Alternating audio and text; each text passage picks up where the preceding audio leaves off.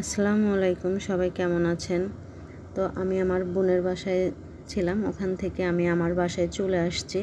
আসার পরে তো আমি আসছি বিকেলে, এটা হচ্ছে পরের দিন সকালে। আমি যেহেতু আসছে তো আমার ঘরে তেমন বাজার নাই, তো আমি এই কারণে বাজারে গেছি। বাজারে গিয়ে আমি একটা সিলভার মাছ নিয়েছি বড় দেখে।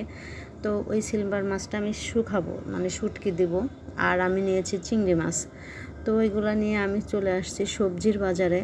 আর আমি আপনাদের সাথে আমার জীবনে ঘটে যাওয়া একটা অনাকাঙ্ক্ষিত ঘটনা আপনাদের সাথে শেয়ার করব। ঘটনাটা শুনে আপনারাও অবাক হবেন। তো আপনারা ভিডিওটা দেখতে থাকুন, আমি সব কিছু বলবো। তো আমি এখানে সবজি নিয়েছি, মাছ নিয়েছি।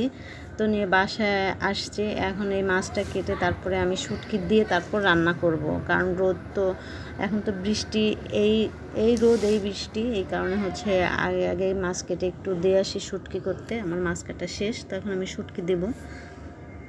আর বলেছিলাম আমার জীবনে ঘটে যাওয়া অনাকাঙ্ক্ষিত ঘটনাটি হলো আমি তো ঈদের ছুটিতে বাড়িতে গিয়েছি। বাড়িতে ঈদের ছুটি কিন্তু শেষ। ঈদের ছুটিতে মানুষ হচ্ছে গ্রামে যারা গিয়েছিল তারা ঢাকাতেও কিন্তু চলে আসছে। তো আমার তো কোনো এরকম কাজ নেই পড়াশোনা ছাড়া, এই কারণে আমি আর আসি নাই। আমার ঢাকাতে আসার এখন আর প্রয়োজনও ছিল না। আমি শুধু একমাত্র আসছি আমার হাজব্যান্ডের কাছে বিদেশে জিনিস পাঠিয়েছি, তো এই কারণে আমার আশা লাগছে। তো এখন বলি ঘটনাটা কি ঘটেছে।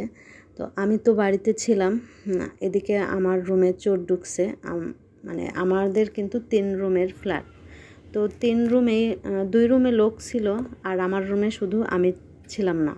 তো আমার রুমের তালা ভাঙছে, ভাঙার পরে রুমে ঢুকার পরে এখন আমার যে পাশের রুমে যে আঙ্কেল, সে আঙ্কেল আমাকে ফোন দিছে। তো আমাকে বলতেছে যে আন্টি আপনি কি বাসায় আসছেন? তো আমি বলছি না, তো আমি তো এখনও বাড়িতে। তো উনি আমাকে ভিডিও কল দিয়ে দেখাইছে যে দেখেন তো আপনার রুম খোলা কেন। তাহলে বলছে আমার রুম খোলা কেন? আমি তো পুরাই অবাক হয়ে গেছি যে কেন আমার রুম খোলা থাকবে। তারপরে আঙ্কেল আমাকে সব কিছু দেখালো যে দেখেন তো আপনার সব কিছু ঠিকঠাক আছে কি না। তো আমি যেভাবে রেখে গেছিলাম সব কিছু ঠিক সেম সেভাবে আছে, যেখানে যেভাবে গুছিয়ে রাখছিলাম সেম সেভাবেই আছে। আমার মনে হচ্ছে যে একটু টাচও করে নাই। আর এই যে দেখতে পাচ্ছেন তালাটা, এই তালাটাই হচ্ছে লাগানো ছিল।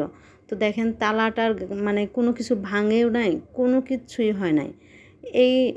আমার কাছে চাবিটা ছিল, এই চাবি দিয়ে আমি হচ্ছে চাবিটা ঢোকানোর পরে দেখলাম যে হ্যাঁ ঠিকঠাকই আছে, কিন্তু তালাটা লক হচ্ছে না। কিভাবে তালাটা খুললো আমার মানে এটাই মাথায় আসতেছে না যে কিভাবে খুলছে, একটুও ভাঙে নাই। তো আমি আপনাদেরকে আমার রুমের মানে আমার বাসাটা দেখাচ্ছি যে এইখানে কিভাবে চোর আসতে পারে। কোনোভাবেই তো না, তাও এটা দুপুরবেলা, একদম মনে হয় 3টা বাজে। তো সবাই তো বাসায়, এই একটা রুম, এই যে দেখেন, আর এইটা হচ্ছে আমার রুম। তো এইটা আমার রুম, আর পাশে হচ্ছে ওয়াশরুম, তারপরে হচ্ছে কিচেন রুম, আর এই যে এইটা হচ্ছে মেন দরজা, আর এইটা আরেকটা রুম। তাহলে 2 রুমে মানুষ থাকা অবস্থায় কিভাবে আমার রুমে চোর আসে আপনারা বলেন? আর 2 রুমে মানুষ ছিল, 2 রুমে তালা ভাঙলেও তো মানুষ শুনবে না, একটা বাড়ি দিলেও তো আর তালাটা তো একটা বাড়িতে খুলবে না।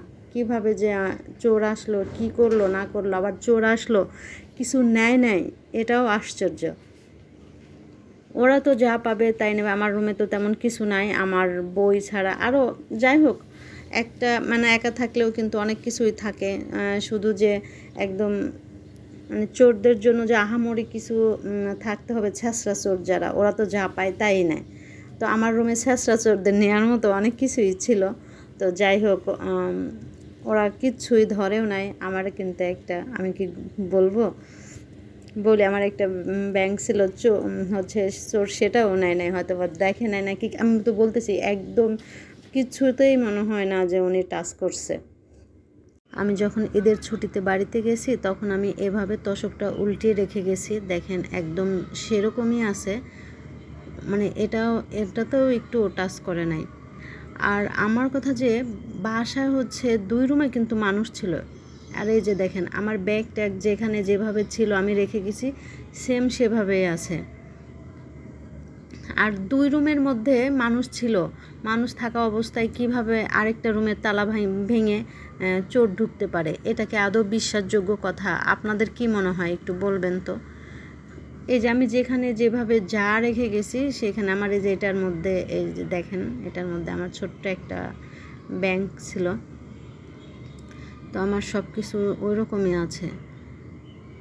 কারণ এদের মধ্যে বাসা ফাঁকা থাকে, তখন যদি একটা কিছু হতো এটা বুঝতাম যে ফাঁকা বাসা ছিল, চোর আসছে। কিন্তু বাসা ভর্তি লোকজন থাকতে কিভাবে চোর আসলো, সেটাই। তো যাই হোক, আর কি বলবো। তো এখানে আমার এই যে আমার চুল স্ট্রেট করার স্ট্যানার আছে। চোর যদি এটাও নিত, এটাও 2000 টাকা বিক্রি করতে পারতো। আমার ব্যাগ ভর্তি আমার সব নতুন জামা কাপড় ছিল, হয়তো 2-1 বার করে পরছি, এরকম আমার জামা কাপড় ছিল। এই যে আমি এভাবে করে সব কিছু উল্টিয়ে রেখে গেছিলাম, সেম সেভাবেই আছে। দেখেন, আমার তো ঘরে আসতেও একটু আনইজি লাগতেছিল, একটু ভয়ও লাগতেছিল। যে আমি সব কিছু এভাবে রেখে গেছি, দেখেন কিচ্ছু টাচ করে নাই। ছেঁচড়া চোর হলে তো আমার হাঁড়ি পাতিল নিত, আমার আরও একদম নতুন নতুন অনেক আছে, কি বলে, হাঁড়ি পাতিল। আমার তো মনে হয় যে এটা পরিচিত চোর, কারণ বাইরের চোর হলে এভাবে ভর দুপুরবেলা আসতো না, 2 রুমে মানুষ থাকা অবস্থায় কখনোই আসতো না, এত সাহস পেত না।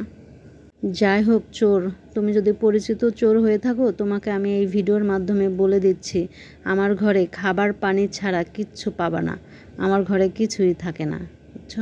চোর তো আরও আমাকে সাবধান করে দিয়েছে, আমি যাও একটু খাবার পানি ঘরে রাখতাম, এখন তো সেটাও রাখবো না। যাই হোক, চোরকে বলি ভালো হয়ে যাও, নেক্সট টাইম এমন কিছু হলে কিন্তু ছাড় দেব না। আমরা কিন্তু একটু হলেও গেস করতে পারছি, তো যাই হোক, আর নেক্সট টাইম ছাড় দেওয়া হবে না।